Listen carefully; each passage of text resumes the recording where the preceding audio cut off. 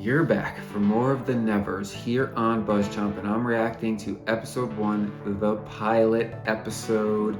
I'm Dan Salem, and this episode we got overwhelmed with dark secrets. The Nevers takes place at the butt end of the 1800s, 1899, and 3 years prior, a large swath of people in London got touched. They now have abilities, mutations, things are manifesting inside of them. They were touched. Now, when we think of touched, we think of a negative connotation with bad touching with children, right? Or bad touching in general. This is intentional because these people are not necessarily all good, and they weren't touched in a very positive manner.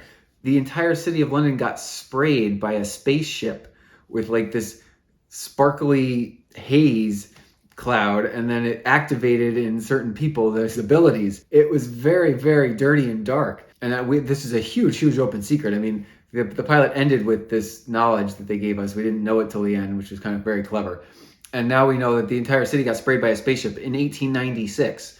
So something has high technology, and it activated magical powers in a large population of London, which is now being outcast by the normies. So our leading duo of touched individuals, Mrs. True, who can see into the future, who is also kind of badass, and then Penance, who has this innate scientific ability. She can see energy flow, which allows her to design and create cool things. So she's created a motor car.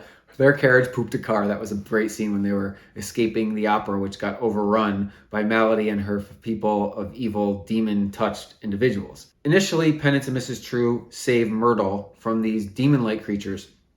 I don't think they're part of Maladi's gang. I actually think Maladi is going to eventually have to team up with Mrs. True and Penance to stop this other demon group of people. And I believe that the evil doctor who we got a glimpse of, who was experimenting on the touched, kind of turning men into zombie men, I think he's created an army of zombie men to hunt down the touched. We also have Swan, who owns the sex club, and he's good friends with Lavinyard and Augustus Bidlow. Now, Miss Bidlow, Augustus Bidlow, she owns the orphanage, where Mrs. True and Penance are caring for all of the touched. So basically, London's gone crazy, right? Because all these people all of a sudden have magic abilities, mutations, and they are scared, and they think this is weird, and they want to get rid of it. And so this orphanage is created to protect at least a small portion of the touched. Now, Malady has a group of touched, and based on her name alone, you realize that they are doing bad things. I don't think they're bad, though, because I think the real evil is that doctor, and the real evil may be the people that sprayed them touched in the first place. So Swan is friends with the Bidlows, who are protecting the touched.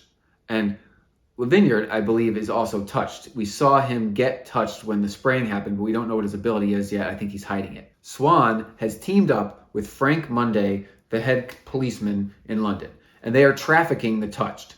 We don't know who they are trafficking them to.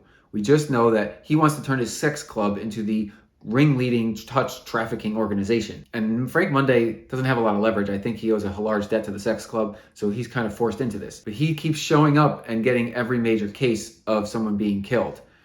So, someone was killed at the opera by Malady and the touched, and Frank Mandi is on the case, and it'll allow them to track down more touched so that Swan can traffic them through the sex club. We don't quite know how all of these spider webs connect. We do know is Miss Bidlow in the wheelchair is the owner and operator of the orphanage. Miss True and Penance run it.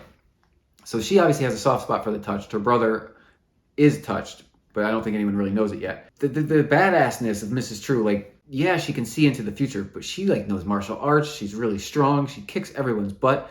There's more to her than just simply seeing the future. But the most interesting thing and the darkest secret of all about her power is that she intentionally tries to create the future she gets a vision of. So it's not like she's seeing the future and saying, oh, I have to avoid this bad thing. She's seeing the future and saying, okay, I have to make sure that happens. Because she got a glimpse of the opera, and she's like, well, I better be there. And she made sure she was there, and then the murder happened, and she could track down Malady and chase after her. Because Malady was there, and she captured Mary, who was this touched singer, and when she sang, her song basically connected with every touched individual. Very, very unique ability, but basically Mary can identify any touched person simply by singing. This is super, super powerful stuff here. Really, really evil, dark secrets can be unleashed by her. So Mrs. True wants to be there to try to stop this unknowing, and so she Can't stop it though. Malady ends up with Mary at the end of this episode. What she was able to stop earlier using her foresight is Myrtle's abduction, and she saves Myrtle, who goes to the orphanage. There are some other really, really cool people at this orphanage.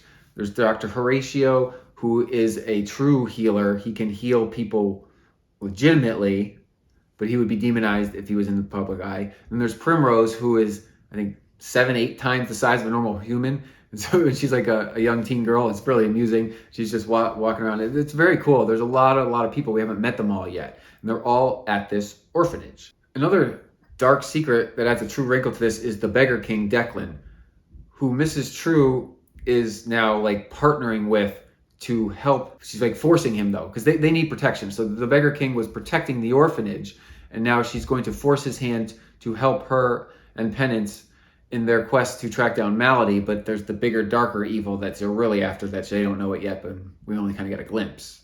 This is a really, really cool introduction to our world. We are way into the past, yet some of these things seem completely modern. And these dark secrets, like the spaceship that sprayed everyone and made them touched, like the evil doctor making zombie men, and the fact that anybody could have an ability that we haven't met yet because they might just be hiding it because the entire world is against them, is really cool. We saw the entire council of men that rule London or even England, that we haven't met the king, but I think this might have been the prime ministers, basically debating and saying that we have to label the touched as villains, and they're just scared of them. But there are some men on that council that probably are touched, so it's very much ironic. We're not sure who's going to side with whom yet, but it's definitely a magical war that's going to like kind of fester to the surface. And because we saw 3 years in the past and then we jumped to the present, it's interesting to see how much into the 20th century, the 1900s, we'll actually get as the show moves on, because this was August 1899.